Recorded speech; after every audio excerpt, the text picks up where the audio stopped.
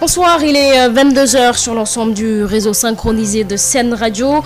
Bienvenue à vous dans ce journal. Aïssatou Gueye-Ba. À la une ce soir, l'opposition accuse le chef de l'État d'avoir saboté le dialogue politique qu'il a lui-même initié. Elle appelle à engager la lutte après son face-à-face avec la presse. Des mots d'ordre seront donnés tout prochainement. Pendant ce temps, à Kédougou, l'espoir des jeunes de développer des projets agricoles réduits en poussière. Projets agricoles entravés par la rareté des pluies et au manque de crédit. Sur 12 millions promis, seuls 3 millions ont été débloqués. Le chef de l'État et le ministre de l'Agriculture interpellés. L'actualité nous amènera également en Afrique du Sud où les supporters de l'ancien président Jacob Zuma ont déclenché des heurts dans la région, mais également à Johannesburg après l'incarcération de Jacob Zuma. La sentence de l'ancien président sud-africain doit être réexaminée ce lundi par la plus haute cour du pays. Jacob Zuma a été condamné à 15 mois de prison pour outrage à la justice. En sport, Euro 2021, l'Italie remporte l'Euro 2021 en finale face à l'Angleterre. Sud Nuit.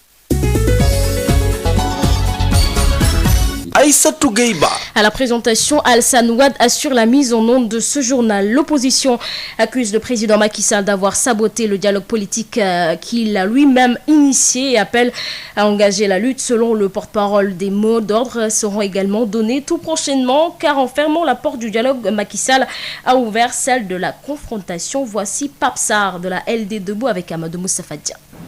Manifestement, le président a saboté ce travail qu'il a lui-même commandité. En sabotant ce travail et en décidant de poursuivre dans la logique du Ndjout-Ndiaye et du forcing, il vient de forcer, de fermer les portes du dialogue. En démocratie, en république, quand on ferme les portes du dialogue, on ouvre en même temps les portes de la confrontation. Nous qui sommes réunis ici, nous avons décidé de faire face et d'engager la lutte dans un élan unitaire et solidaire. Nous demandons par conséquent à nos sympathisants, à nos militants et à toutes les forces vives de la nation qui sont éprises de justice et de démocratie à se tenir prêts et à rester à l'écoute des leaders. Très prochainement, les mots d'ordre seront annoncés.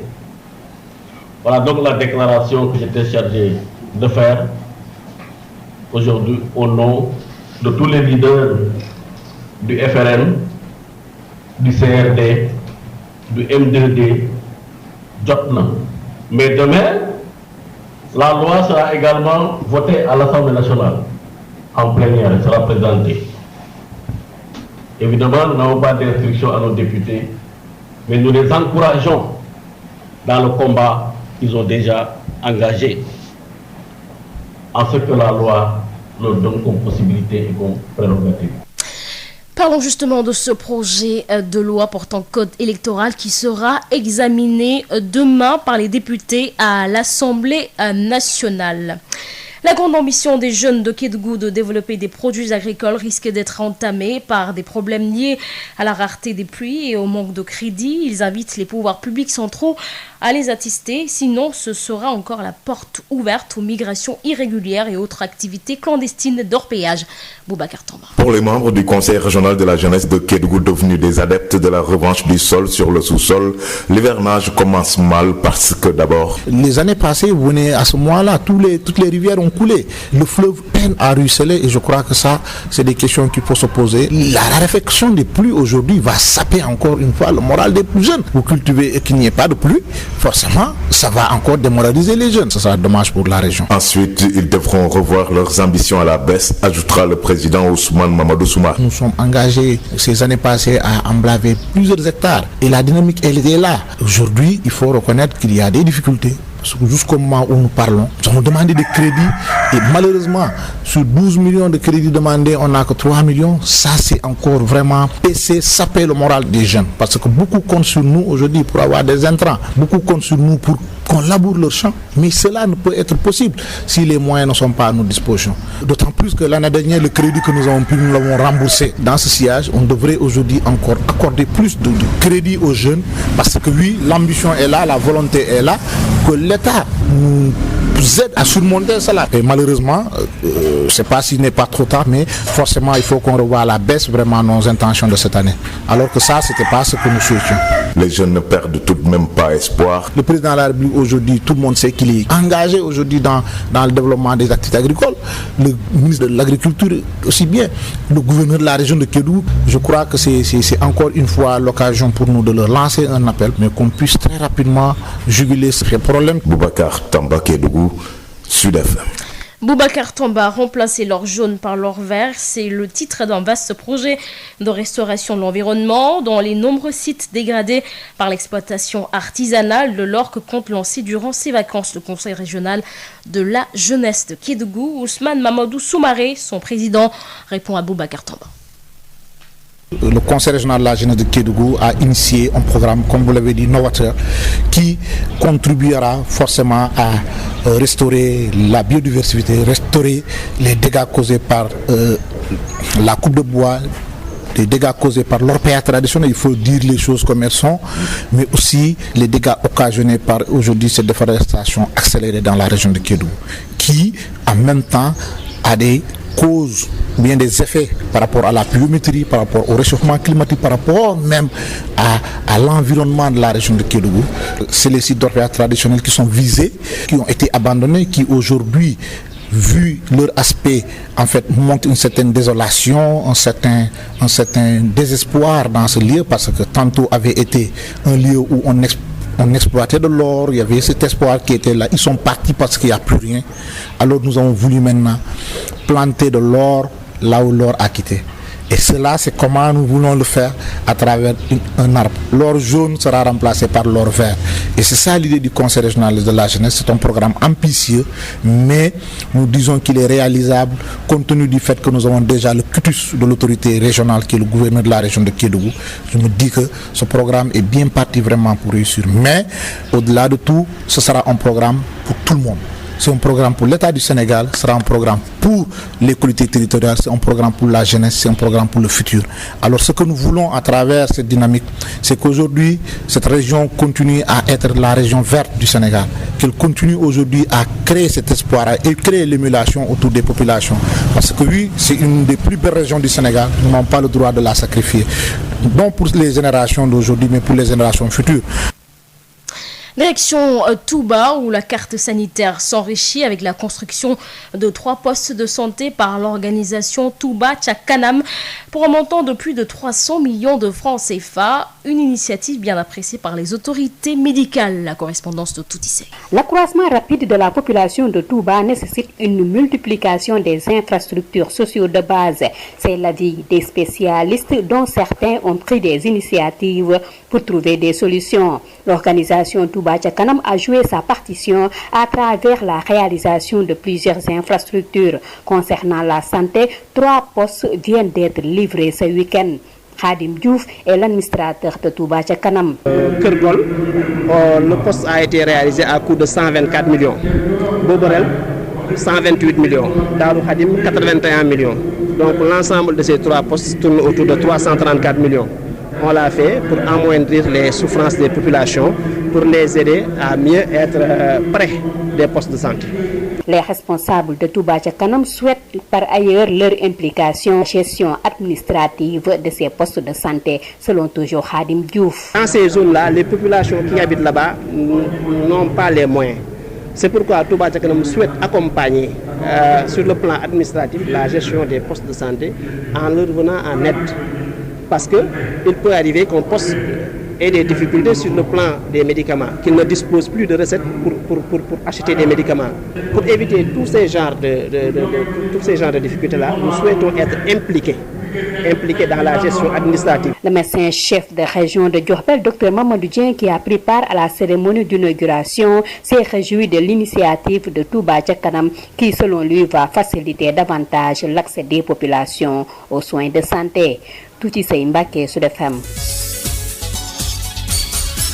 Sud International. Je vous le disais en titre, en Afrique du Sud, des manifestations de mécontentement ont éclaté après l'incarcération de l'ancien président Jacob Zuma. La route nationale à 15 km de la prison d'Escour où se trouve l'ex-président a notamment été bloquée par quelques dizaines de ses supporters et 23 camions ont été incendiés. Des heurts en deçà du soulèvement promis par les fidèles de Jacob Zuma qui dénoncent ce qu'ils estiment être du harcèlement envers l'ex-chef de l'État. C'est ce lundi 12 juillet, demain, que la plus haute cour du pays doit réexaminer la sentence de l'ancien président Jacob Zuma. Celui-ci a été condamné à 15 mois de prison pour outrage à la justice et a été incarcéré mercredi 7 juillet dans une prison de la province du KwaZulu-Natal. En Côte d'Ivoire, c'est la deuxième étape de la visite de Laurent Gbagbo dans le fief d'Henri Konan Bédié, au centre-est de la Côte d'Ivoire. Après les retrouvailles samedi 10 juillet à Douakro, les deux leaders de l'opposition s'entretiennent ce dimanche 11 juillet à Bédiécro, en brousse au cœur des plantations de l'ancien président du PDCI. À l'issue de cette journée, Henri Konan Bédié a appelé à un nouveau projet démocratique et des discussions politiques entre le FPI-EDS et le PDCI en vue d'une alliance politique renforcée.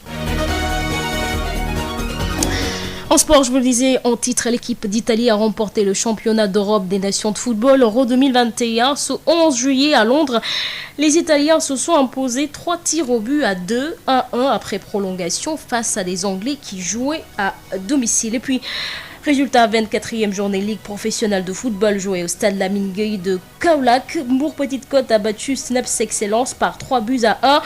Une victoire qui éloigne les protégés de Mbaye Diouf Dia de la zone relégable.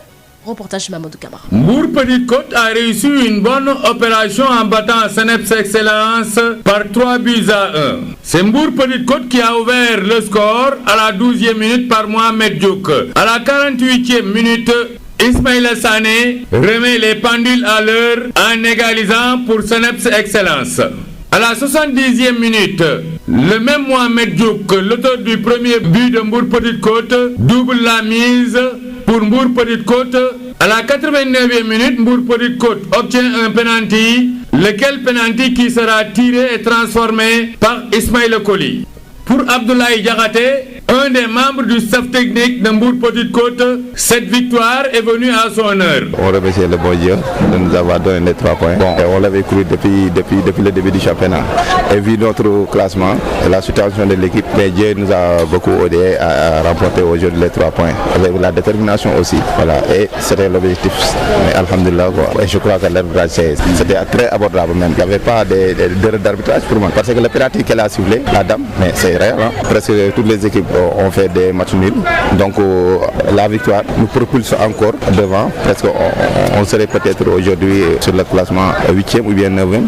Donc mathématiquement, c'est pas bien conclu. Mais bon, on espère quoi. C'est sur ce score de 3-1 que l'arbitre de la partie, Mamkoumba Faye de la CRA de Dakar, assisté de Adja Issa Cissé et de Fat Sen de la CRA de Saint-Louis, ont sifflé la fin de la partie. Une victoire de Mbour Petite Côte qui l'éloigne de la zone relégable. Kaolack, Mamadou Camara, Sud FM. Mamadou Camara, Gaussou Dramé, l'entraîneur de Snaps Excellence, a constaté l'arbitrage du trio arbitral féminin composé de Koumba Faye, Adja Issa Cissé de la CRA de Dakar et Fatou Bintou Cissé de la CRA de Saint-Louis. Selon Gaussou Dramé, l'entraîneur de Snaps Excellence, ce trio féminin n'était pas à la hauteur du match. Gaussou Dramé est au micro de Mamadou Camara. Ces gens, moi, je n'ai pas compris ce qu'ils ont fait ici aujourd'hui. Même quand on a l'avantage, même s'il y a faute qu'on a l'avantage, elle siffle le coup franc. On ne peut pas jouer dans cette façon-là. Nous sommes tous Sénégalais, nous jouons un même championnat et nous tous, nous avons quelque chose à pourvoir. Que les arbitres soient au moins sérieux et qu'ils arbitrent équitablement. Mais si vraiment le football va continuer comme ça avec des arbitres de cette sorte, ma foi, c'est parce que le CNEPS est discipliné. Mais ces arbitres-là, avec leurs prestations, ils le font ailleurs, mais ça ne va pas se passer comme ça. Donc il faut qu'on revoie encore ce que l'on fait, mais en toute sincérité, moi je n'ai pas l'habitude de parler d'arbitrage, mais en toute sincérité, ce qu'on a vu aujourd'hui, c'est du n'importe quoi. Voilà pour l'essentiel de l'actualité sportive. 22h16 sur l'ensemble du réseau synchronisé de Sen Radio. Et nous accueillons la rétrospective de l'essentiel de l'actualité de la semaine avec Khadissa. Bienvenue dans cette rétrospective des faits saillants de l'actualité de la semaine sur Sud FM, Sen Radio. La hausse des cas de Covid-19 a marqué cette semaine avec un nouveau record. Ce vendredi, 476 cas ont été déclarés positifs sur 2404 tests effectués. Une troisième vague suscitée alors qu'il y a tension sur le vaccin AstraZeneca. Des ruptures à Dakar, Thiès, Ziguinchor et Saint-Louis. Plusieurs personnes peinent à obtenir leur deuxième dose du vaccin produit par l'Inde. Toutefois, le ministère de la Santé rassure. Marie-Rosalie Ndiaye. À Dakar, Thiès, Saint-Louis et Ziguinchor, les doses du vaccin AstraZeneca sont en rupture par endroits. Une tension qui s'explique par l'insuffisance des doses et le gel des exportations du vaccin produit par l'Inde. Dr Ousseynou Badiane est le coordonnateur du PEV. Comme vous le savez, ce vaccin nous a été fourni en grande partie par l'initiative COVAX et via le Serum Institute of India. Donc, c'est des Indiens qui avaient la licence pour fabriquer ce vaccin pour la distribution au niveau des pays de l'initiative COVAX. Mais avec la grande vague qui a secoué l'Inde a gelé les exportations de ce vaccin-là, ce qui a amené une perturbation dans l'approvisionnement de nos pays. Avec cette rupture, beaucoup de personnes peinent à recevoir leur deuxième dose du vaccin AstraZeneca, mais rassure le ministère de la Santé, passé l'intervalle minimum de 3 mois, un retard de quelques semaines ne peut impacter le schéma vaccinal. On attend toujours l'approvisionnement d'un moment à l'autre, mais dans tous les cas, ceux qui ont reçu la première dose, qui doivent maintenant recevoir la deuxième dose, c'est pas quand même un grand problème. Parce que ce qu'il faut savoir, c'est l'intervalle minimum qui est important. Mais s'il y a un retard de quelques semaines, on n'a aucun problème sur le schéma vaccinal. D'autres types de vaccins, outre Sinopharm et AstraZeneca, sont également annoncés. Le Sénégal est en train de chercher des vaccins par d'autres initiatives, informe le coordonnateur du PEV. En tout cas, le chef de l'État, Macky Sall, attire l'attention des populations. La maladie est encore présente. Il faut continuer à respecter les gestes barrières, a-t-il soutenu au micro de Denisia Sambou. Pour l'instant, Sinopharm est le seul vaccin que nous achetons. Ce n'est pas parce que nous ne voulons pas d'autres vaccins, mais pour le moment, c'est le seul qui est disponible avec nous et je voudrais vous en remercier. Invitez donc la population à aller se faire vacciner. Nous allons avoir des doses supplémentaires et la vaccination reste l'un des moyens de prévention les plus sûrs en dehors des mesures barrières. Donc Moustapha, c'est pourquoi je te remercie. Je sais que c'est vraiment le cœur meurtri que tu as dû annuler la grande mobilisation qui était prévue. Vaut cela, vaut ce sacrifice et il en sera ainsi tant que nous sommes dans cette nouvelle poussée épidémique. Et puis, session extraordinaire d'ouverture de l'Assemblée nationale. Les députés ont reçu le projet de loi portant code électoral le jeudi. La conférence des présidents va fixer une date pour le passage en commission technique avant de convoquer la plénière pour examiner la loi, a dit Mergane Kanouté, vice-présidente du groupe parlementaire de la majorité, au micro d'Amadou Moustapha Dian. Session extraordinaire d'ouverture. Maintenant, nous allons rapidement, comme le président Moustapha Niasse l'a dit, à la conférence des présidents. Après la conférence des présidents, nous allons déterminer les dates pour la commission technique. Parce que vous le savez, la commission technique, c'est cette commission-là qui permet de pouvoir échanger, de pouvoir discuter sur le document en présence du ministre de l'Intérieur. Et nous allons également déterminer la date pour la plénière. Et c'est à la plénière qu'il y aura les débats et que la loi sera donc bien évidemment adoptée et votée. À noter que le gouvernement a convoqué lundi un conseil des ministres extraordinaire pour la modification du code électoral et ce à quelques 7 mois des élections locales. Les épreuves de l'examen du CFE et le concours d'entrée en 6e se sont déroulés les 6 et 7 juillet. Plus de 293 000 candidats ont composé sur l'étendue du territoire. Les examens se sont passés dans d'excellentes conditions malgré le Covid, selon le ministre de l'Éducation, Mamadou Talla, qui a effectué une visite le mardi dans les académies de Dakar et de Guédiawaye. Les agents de la poste section Mbour étaient dans la rue avec des brassards rouges pour décrier la malgouvernance et dire non à la réduction du personnel de la poste. Ils réclament également le paiement de la dette de plus de 40 milliards par rapport au paiement des bourses sociales un audit général de la société, entre autres doléances. Voici Thiorofal 6, secrétaire général du syndicat national des travailleurs de la poste et des télécommunications SNTP, section Bourg, au micro de Moustapha Sall. On a marché aujourd'hui pour décrier la malgouvernance au niveau de la poste et aussi donner un signal fort à l'État pour payer la dette de la créance qu'il nous doit. Tout le monde sait que la poste paie les bourses familiales, mais l'État peine à nous rembourser. Nous prenons des caisses de la poste pour faire des avances. Et là, c'est vraiment difficile. Jusqu'à présent, l'État nous doit plus de 40 milliards concernant les bourses familiales. Et là, vraiment, c'est ce qui a vraiment engendré la crise au niveau de la poste. Nous demandons à l'État sénégal d'avoir un regard positif à la poste. Parce qu'on ne peut pas comprendre, ça fait plus de 15 ans, aucun cours contre de l'État n'a mis les pieds à la poste. Et tous les directeurs qui passent font ce qu'ils veulent. Donc nous disons non, nous voulons qu'ils arrêtent. Vu la concurrence, parce que par exemple, tout ce qui concerne le colis, c'est à la poste de le faire. L'État doit accompagner la poste, mais la concurrence est vraiment tellement rude que l'État a ouvert tout. Donc c'est tellement rude, la poste a des problèmes par rapport à tout ça, à la concurrence. L'État ne nous accompagne pas. Par rapport au transfert d'argent, nous ne pouvons plus payer. Par exemple, si vous avez votre argent au niveau de la poste, si vous venez pour le récupérer, le plus souvent on vous donne rendez-vous. Et ça, c'est pas normal. C'est vraiment difficile, parce que la poste est un patrimoine national, la poste nous appartient tous. Nous avons écho que l'État du Sénégal veut réduire le personnel, plus de 2000 agents. Et ça, c'est vraiment difficile. Et puis pour terminer, le président haïtien Jovenel Moïse a été assassiné dans la nuit de mardi à mercredi. Sa résidence en banlieue de Port-au-Prince aurait été attaquée vers 1h du matin par des hommes armés. Son épouse a été blessée dans l'attaque et hospitalisée. C'en est tout, chers auditeurs, pour ce rappel des faits saillants de l'actualité de la semaine sur Sud FM à Sen Radio. Et vous a été présenté par Khadisen. Merci de nous avoir suivis.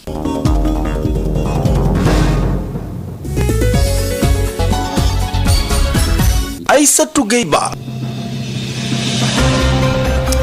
22h23 sur l'ensemble du réseau synchronisé de Sen Radio. C'est la fin de ce journal. Mais avant de nous quitter, le rappel des titres. Aïssatou Gueye-Ba. L'opposition accuse le chef de l'État d'avoir saboté le dialogue politique qu'il a lui-même initié. Elle appelle à engager la lutte après son face-à-face avec la presse. Des mots d'ordre seront donnés tout prochainement. Pendant ce temps, à Kédougou, l'espoir des jeunes de développer des projets agricoles réduit en poussière. Projets agricoles entravés par la rareté des pluies et au manque de crédit. Sur 12 millions promis, seuls 3 millions ont été débloqués. Le chef de l'État et le ministre de l'Agriculture interpellés. L'actualité nous a également amené en Afrique du Sud où les supporters de l'ancien président Jacob Zuma ont déclenché des heurts dans la région, mais également à Johannesburg. Après l'incarcération de Jacob Zuma, la sentence de l'ancien président sud-africain doit être réexaminée ce lundi par la plus haute cour du pays. Jacob Zuma a été condamné à 15 mois de prison pour outrage à la justice. En sport, l'Italie remporte l'Euro 2021 en finale face à l'Angleterre. Voilà, c'est la fin de ce journal. Merci de l'avoir suivi. Merci également à Al Sanouad qui en a assuré la mise en onde. Je vous retrouve à 0h pour le prochain bulletin d'information. Ça sera en français et en wolof, bien entendu. Bonne suite de nos programmes. Mais dans un instant, Khaware avec Data Naïmoup.